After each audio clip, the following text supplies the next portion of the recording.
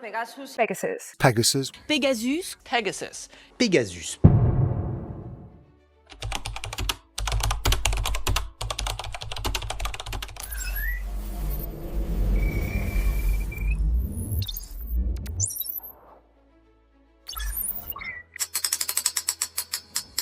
En 2011, une petite société israélienne fondée par 3 anciens étudiants en informatique nommés NSO Group développa la première version de son logiciel espion, Pegasus.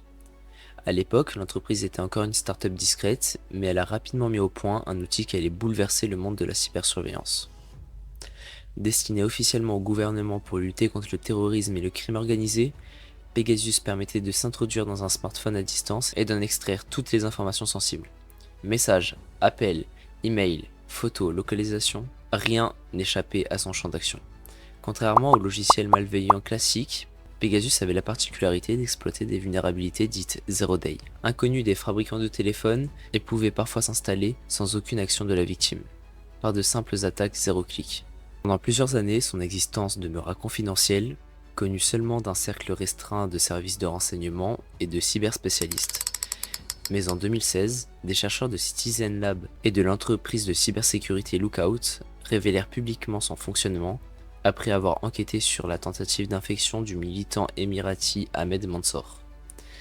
C'est à ce moment que le grand public apprit pour la première fois l'existence de Pegasus.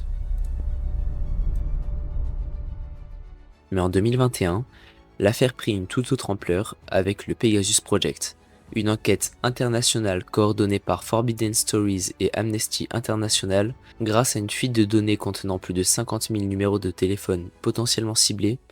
Les journalistes de 17 grands médias révélèrent que des journalistes, des avocats, des militants des droits humains et même des chefs d'État figuraient parmi les victimes.